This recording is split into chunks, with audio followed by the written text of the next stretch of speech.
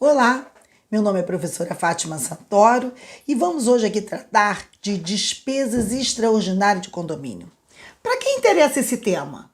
Interessa para você, locador, para você, locatário de um bem imóvel, para você, condômino, morador de um condomínio, você que acabou de assumir o cargo de síndico, de conselheiro fiscal, todos aqueles que, direto ou indiretamente, estão envolvidos com a vida, tanto de locação de imóveis como de condomínio.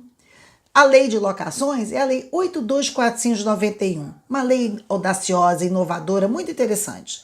E o condomínio edilício está presente no Código Civil, artigo 1331 ao 1358. Mas vamos ao que interessa. Vamos falar das despesas extraordinárias do condomínio, que está lá no artigo 22 da lei. Primeiro vamos trazer a sua definição. A definição é clara, por quê?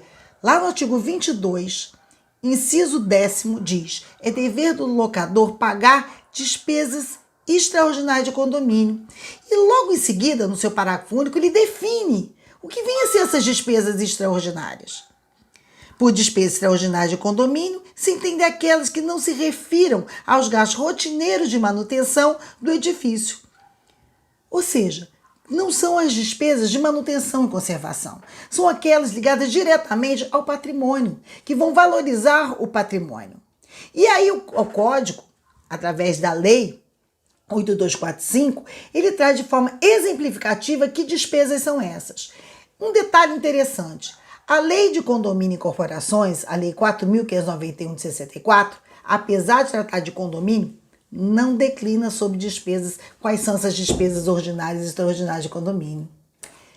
O Código Civil, o capítulo condomínio edilício, também não trata sobre despesas ordinárias e extraordinárias de condomínio. Estranho, né? Somente a Lei 8245, a Lei de Locações, nesse artigo 22, que trata das despesas extraordinárias de condomínio, de forma exemplificativa. Vamos então a elas? Primeiro, obras de reforma ou acréscimo que interesse à estrutura integral do imóvel. Quem tem então a responsabilidade desse pagamento? O locador, o proprietário, não o locatário. Por quê? Está agregando a esse patrimônio. Então, reforma da piscina, do salão de festa, né? A reforma das áreas de lazer, não é de responsabilidade do locatário.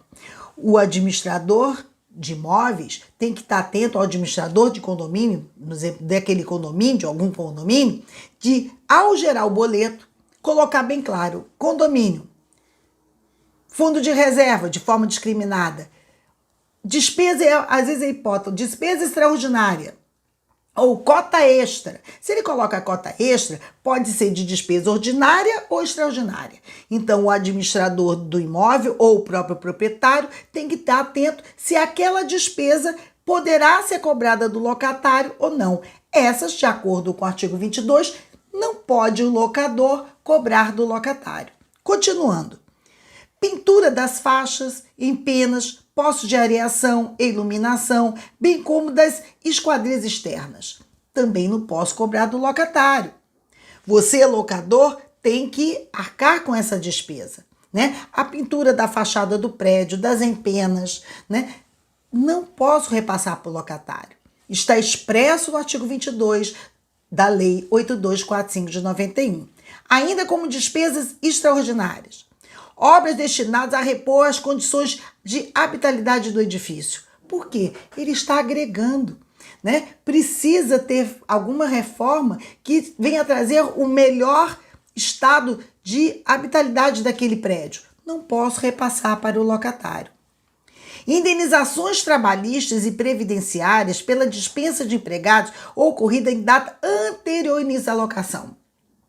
O locatário tem direito de solicitar ao proprietário, ou se tiver uma administradora de imóveis responsável pelaquela locação, quando vier uma despesa de condomínio de indenização trabalhista, ele quer saber se é pertinente ao seu período da locação.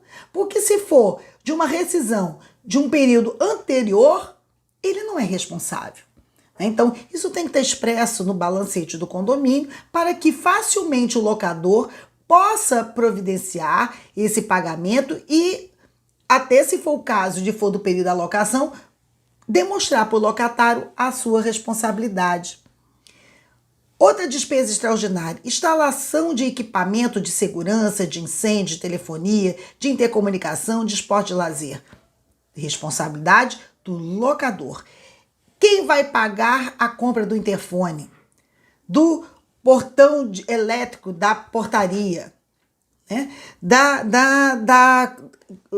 Dos equipamentos da quadra de esporte, né? De instalar a sauna, né? Equipamentos de segurança para a edificação. A compra desses equipamentos, a instalação desses equipamentos é de responsabilidade somente do locador. Despesas de decoração e paisagismo das partes de uso comum é do locador. Vamos colocar tapetes na portaria, vamos colocar novos móveis, vamos decorar a portaria, o salão de festa, né? Vamos melhorar o paisagismo do nosso condomínio, vamos fazer esse paisagismo. Total responsabilidade e obrigação com essa despesa extraordinária, o locador e não o locatário. Constituição do fundo de reserva. Isto é uma questão muito problemática na prática e eu quero aqui trazer para você esse esclarecimento. O fundo de reserva, com o novo Código Civil, passou a ser facultativo e não mais obrigatório. Então, o condomínio, para cobrar fundo de reserva dos seus condôminos, tem que estar previsto na convenção. Consequentemente, se estiver previsto na convenção, o locador tem que ter cuidado de não cobrar do locatário este fundo de reserva mensal, que geralmente vai de 5% a 10%.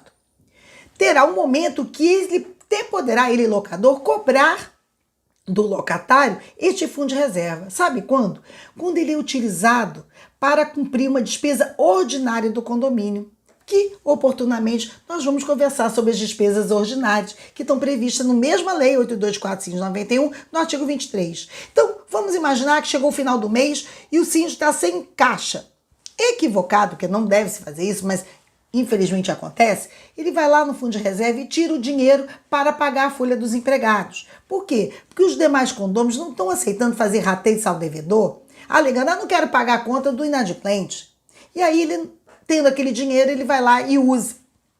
O que o administrador do condomínio tem que estar atento? Registrar no balancete que naquele mês foi utilizado X do fundo de reserva para cumprir uma despesa ordinária. Se ele coloca no balancete, se ele ressalta isso na assembleia condominial, que é ordinária, que é extraordinária, ele poderá tranquilamente, o locador, cobrar do locatário a reposição desse fundo de reserva, porque ele foi utilizado para cumprir uma despesa ordinária do condomínio. Então, ele estaria repondo algo que foi utilizado de uma despesa extraordinária.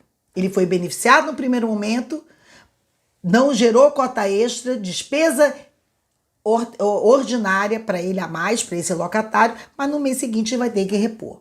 Então veja que a lei do inquilinato, ela, apesar de ser de 1991, ela continua sendo uma lei moderna, é muito bem direcionada, ousada, né, em que cabe ao locador conhecer essa lei, cabe ao locatário conhecer essa lei, porque ela teve a preocupação de colocar os direitos de um e os direitos de outro. O que cabe a um, o que cabe a outro. E isso tem que estar espelhado aonde? No contrato de locação. No contrato de locação tem que estar bem claro quais são, né, as suas obrigações, né? Quais são as obrigações do locatário, quais são as obrigações do locador, né, dentro daquela relação locatícia. Então, acho que aqui o meu objetivo nesse momento foi esclarecer sobre despesa extraordinária de condomínio. Espero que você tenha compreendido e aproveite esse vídeo para a sua vida, tanto como locatário, como locador, como fazendo parte de um condomínio edilício. Até a próxima!